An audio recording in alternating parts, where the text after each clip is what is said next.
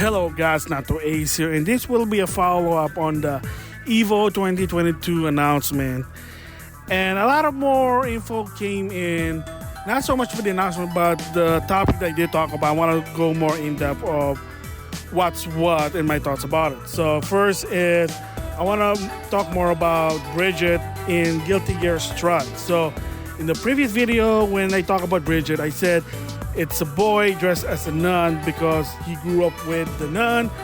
So, of course, there was more info coming in now, and a lot of them also kind of give a recap of what Bridget's lore is. So, the gist of it, from what I understand, is they were twins, and same twins are bad in that world. There will be some catastrophe.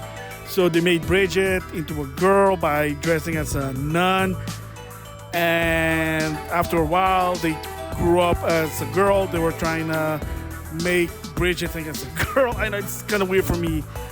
And that's what it is. But throughout, again, like I said, in Guilty Gear X2 storyline, he kept always saying, I'm a boy. And that's what I know. That's it. So moving forward with Guilty Gear Strive, apparently, some of the new info is that if you finish the game, the arcade mode with Briget, there's a lot of dialogue about being quote-unquote true to yourself. I'm just going to leave it to that. So some people said maybe that is sort of what it means. Now it's basically saying now she's the she. She's basically acknowledging that I'm a her. Get the idea? I know it's kind of weird I'm talking about this. But I just want to do a follow-up on this one, like I said. So to some extent, the majority, and I guess even the official Guilty Gear site said, Briget is now considered as a girl. So it is what it is now. So it's no longer a boy. Briget consider herself as a girl. So what do I think about that? Technically, it doesn't matter, because here's the deal. And I said it before about the creator's creation. The same goes with Neil Druckmann in The Last of Us Part 2 with Abby. Why does Abby look like whatever she looks like? That was the vision of Neil Druckmann. That was the rumor there. Again, I do not deny of the creation work. If they want X, Y, and Z to do this, to exist, that's their right. That's what I'm saying. So I'm going to talk about why I hate censorship with PlayStation, EVO, but to some extent, Spade of Spade, but that's later on. So going back with Guilty Gear Strive, if Daisuke said that Briget is a girl, this is her story, this is what I want the direction for Briget, I'm staying out of it, whatever, doesn't matter to me whether what Briget is. If Briget wants to be true, be itself, so be it. Daisuke's decision, and I'm going to respect that. But the same goes with Testament. Even Daisuke said something about it was official. Testament is big. Not touching that, doesn't matter. It's all about the game and the lore. That's it. So, moving from that one is the second one here is more of the Rollback Netcode. So it's more follow-up on my video of getting into the company's face. And I said it before, I'm going to say it again. When you do that, yes, you're going to look like an ass, but it's necessary to be wild, to get in their face to understand that this is needed to the extent. Rollback Netcode, in this time of age now, it is needed because since not a lot of people play the same room with a friend. With the pandemic, definitely not. And most of them do play online. And if you're not getting good experience online, they're not going to like it. And so, again, I watched one of Button Check's video. Oh, this game goes bad because there's no X, Y, and Z. No. But the idea behind that is you have to take a stand. You have to something, yeah, it sounds petty, but you're going to have to take a stand that, hey, if you don't have that preferred thing that I want, I can't support you guys. So, again, as it may be, for me, it's no English dub. I enjoy more of the game if it has English dub. Do they have to do it? No, but it's a good idea to some extent, yes. If you want more people to talk about your game, if you want more people to throw in money about your game, you might want to do it. Just saying that. Same goes with Rollback Netcode. If someone can't play someone online and they get bored with the single player because there's no challenge for them, especially all those competitive players, then what am I buying the game for? And if I'm playing a game that has Game & Watch frame rate, and when I put the input combos and it's not coming out for whatever reason, then there's something wrong there. again, they're not going to enjoy the game. Why should you buy it? Just saying that. So the follow-up for that one is that why do I talk like, oh, they're whining, they're bitching, and that's always the keyword there. Because to some extent, nothing personal. And the same goes when I say about English dub. Not having trophies on the Switch it is annoying. It's repeated offense again and again and again. But that's the idea about it. And to some extent for me is, again, personally only, my personal experience. Every time I'm trying to get an info on a game, like, is the game fun? What's it about? What's the lore?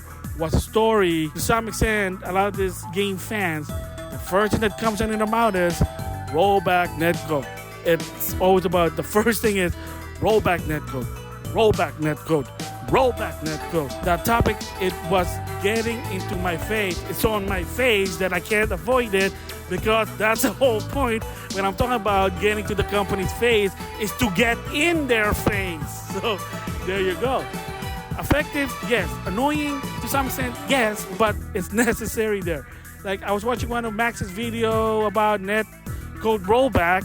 Yeah, he admitted it, that every time he talks about the netcode to some of the developer, get annoyed, always get irked that it's on their face, getting in their face. But like, again, like Sajam said, like Maximilian said, they were right. Like, they're not just gonna say, oh, it's okay, you guys are great. Well, spade of spades. Like, he's gonna always harp on that until people get it, the company get it, the Japanese gets it. So yeah, that's the whole point of getting to the company's face. Yes, you may look like an asshole, but it's a necessary when push comes to shove if you want your game to maximize profit. Just saying there. That's why when I react, when I see about them talking about rollback netcode, it's always on my face. Again, to some extent it's not a bad thing, but you get the idea there. So that's the reason. So do they have the right to talk about it? Oh, heck yeah. If I have the right to talk about censorship and not having English dub on Japanese game, yeah, a lot of those competitive player, fighting game fans of the franchise, they have the right with the First Amendment to express their opinion and their concern about rollback netcode. Just saying there. So yeah, I may be annoyed. It may be always on my face, but I understand why. I understand why they're saying it. And that's not a problem. That's not a bad thing. Yes. Oh, I'm trying to ignore it, but I can't. Unfortunately, that's what it means, getting in your face. It's not supposed to be ignored.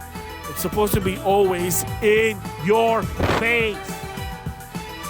So, yeah. There you go. So the last part here is about Sony. So Spade of Spades. So what they did at EVO, funding EVO with RTS, it was great. They can do better in the long run? Oh, definitely. There's always going to be room for improvement. Credit to Rick Hado for what he did. Again, going back to the offline. So that's great there. However, it doesn't mean that they're off the hook about their bullshit censorship policy. No.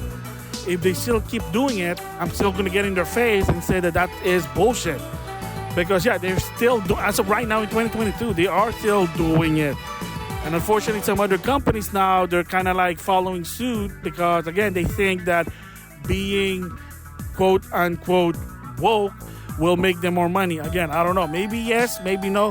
Who knows? So, yes, because I remember this in 2019. So, when EVO 2019, Event Hub made a report, and they actually posted a Twitter post. Basically, it said, just to anyone, you know how Twitter is, because Twitter is, you can express your opinion, the First Amendment, to some extent, as long as you follow the terms of service. It is what it is there. But anyway, so at one point, Event Hub asked, what do you want to see from Sony, because they're going to announce something. And spoiler, the announcement was that they're going to have their own PlayStation online tournament. Kind of makes sense. I mean, yeah, EVO. So, but what I did was getting to the people's face. I did a political joke. I mean, like, what type of political joke? A joke not meant to be serious, but at the same time serious, because I'll explain why.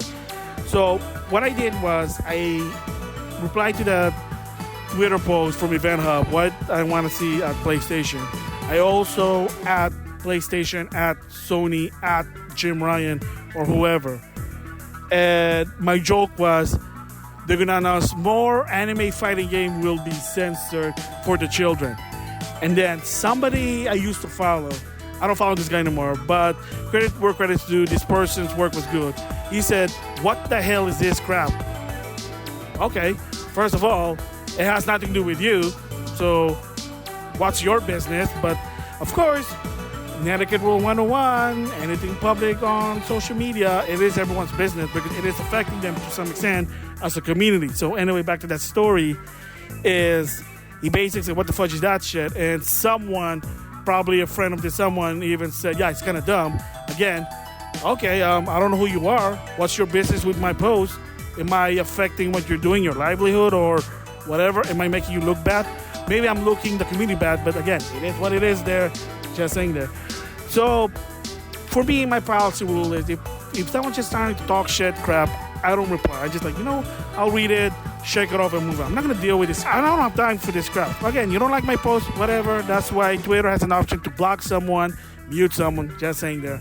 But I'm going to speak my mind, my opinion about it. Because if I don't agree with something, I'm not just going to shut the hell up, just saying there. So anyway, back to the story. I try to talk to the person, just say, hey, you know what? Yeah, but if you know the story, it's kind of a joke to some extent, and you know what they're doing. Technically, yeah, this person also is well aware about the situation with Sony censorship. But the gist of it, he just said about they're not going to care, they're not going to listen, they don't give a shit. And I said, okay, cool. Okay, whatever. I'm still going to say it, even if they don't care or not. Because I want to get to some people's faces. I want to make it publicly that Sony censorship is effing bullshit. Again, just saying there. But that was in 2019. And yeah, I mean, after a while, I lost interest. I don't follow the guy anymore. The guy is good to what he does, writing, playing fighting game. But otherwise, direction was going on, lost interest. I'm like, I'm not dealing with this guy anymore. So it's just kind of funny looking back and down, like, wow.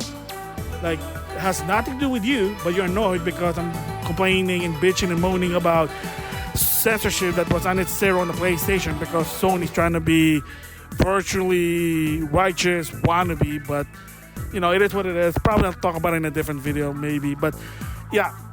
So kudos to Sony, the PlayStation, for doing EVO, for funding EVO, because if it was for them, probably EVO is not going to be this big. But you still have to remember, they also have that bullshit xenophobic anime waifu censorship fearing the Western righteous wannabe, whatever. It is what it is there. So, kudos for them for doing EVO 2022. Awesome. But still, their censorship policy bullshit, it's still crap. Just saying there. So, those are my follow-up on the EVO stuff there. Again, in the case with Bridget's direction in the lore, doesn't matter. What Daisuke does, Daisuke do. Just give credit for that one. And about the Rollback Netcode, like I said, getting the people's face, it is what it is. You want someone to make a movement, if you want them to move something, you gotta do it. Case with Sony, PlayStation, kudos, awesome EVO 2022. Yeah, your anime waifu censorship crap, it's still crap. Just saying that. So with that, I'll see you guys later.